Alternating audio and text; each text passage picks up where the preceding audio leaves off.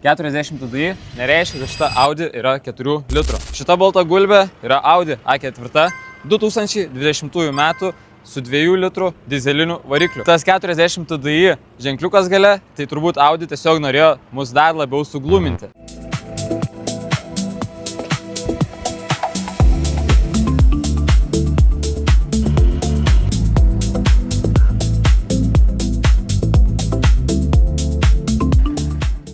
Tai šita Audi turi savo išskirtinumą. Čia matome, kad ji yra quattro. Tai ką tai reiškia?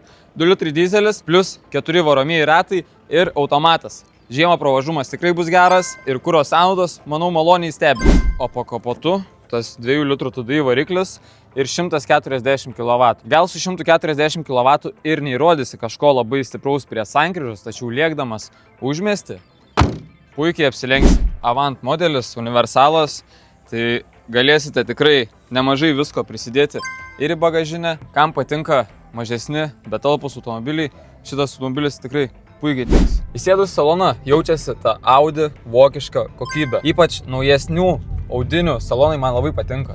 Turime gražų ekraniuką, ventiliaciją per visą panelę. Labai gražus ir patogus Audi vairas. Turime ant vairo lapkės. Žinoma, yra distronikas, autopilotas, automatinė pavarų dėžė, tikrai graži spirtis. Sėdynės medžiaginės, bet labai patogios, pripučiamos ir atrodo tikrai gražiai. Ant kelio pats automobiliukas tikrai stovi labai gerai. Paspaudus greičio pedalą važiuoja irgi gerai. Tai salonas man asmeniškai tikrai yra 10 iš 10. Puikiai išdirbtas Audi. Kėbulo linijos tikrai gražios. Kad ir universalas, bet automobilis atrodo tikrai labai gražiai. Na ir kas čia dar gero, tai kad yra visa Audi centro istorija. Tai čia nėra tiesiog kažkokia, ką tik grįžo, nuvaryta nuo tralo. Turi automobilis visą istoriją, galėsite viską pasitikrinti, žinosite viską ir tikrai galvos nesuksite. Taip pat nepamirškim paminėti, kad šis automobilis visiškai neturės jokių eismo įvykių. Tai visa servizo istorija, jokių eismo įvykių, 2 litrai TDI, quattro, automatas, ar gali būti kažkas geriau. Ir šitos Audi A4 kaina yra 17,5 tūkstančio eurų.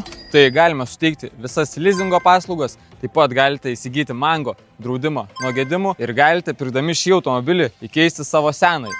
Tai jei susidomėjai, būtinai susisiek.